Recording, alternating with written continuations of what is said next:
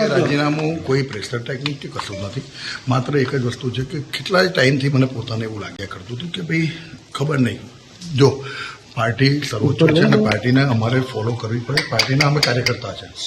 તે છતાં પણ અદના કાર્યકર્તા, જૂના કાર્યકર્તાઓને ધ્યાનમાં રાખવામાં કંઈક ને કંઈક જગ્યા પર કંઈક કચાશ રાખે. અને મને પોતાને એવું લાગ્યું કે હવે બહુ ઘણી વખતે હળવી રીતે રજૂઆત કરી છે, જણાવ્યું છે, બધે જણાવ્યું છે, પણ તે છતાં પણ પછી એવું લાગતું હતું કે ભાઈ હવે આનું હમણાં તો કંઈ બીજો કંઈ એ નથી. અને મને પોતાને એવું લાગ્યું કે ભાઈ જો સત્તા માટે જ રાજકારણમાં લોકો આવતા હોય છે, એવો એક દરેકના મગજની અંદર એક ભ્રમ છે. દરેક વ્યક્તિ સત્તા માટે નથી આવતો.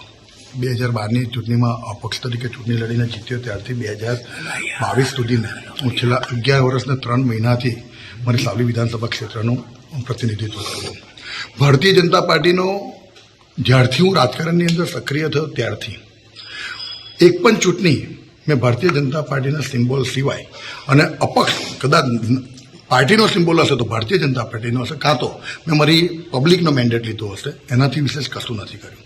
પણ આજે મારો રાજીનામાની વાત છે એ માત્ર ને માત્ર મેં વચ્ચે પણ 2020માં કહ્યું હતું કે માન સન્માન આત્મસન્માનથી મોટું કોઈ વસ્તુ નથી અને એને કારણે જ, અને આ એક કેતન ઇનામદારનો અવાજ નથી, આ અવાજ ભારતીય જનતા પાર્ટીના પ્રત્યેક કાર્યકર્તાઓનો છે. ભલે કેતન નિમિત્ત બન્યો છે, પણ હું તો આજે 2 હાથ જોડીને કહું છું કે જૂના કાર્યકર્તાઓની અવગણના ના થાય.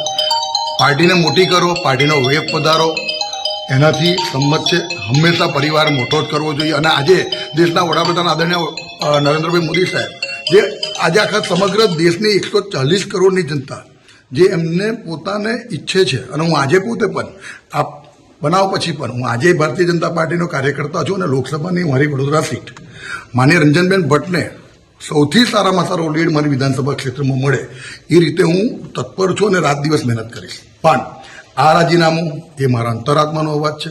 અંતરાત્માના અવાજમાં માત્ર એક જ છે કે જાહેર જીવનની અંદર જ્યારથી આવ્યા છે ત્યારથી હંમેશા લોકોને માન સન્માન આપ્યું છે.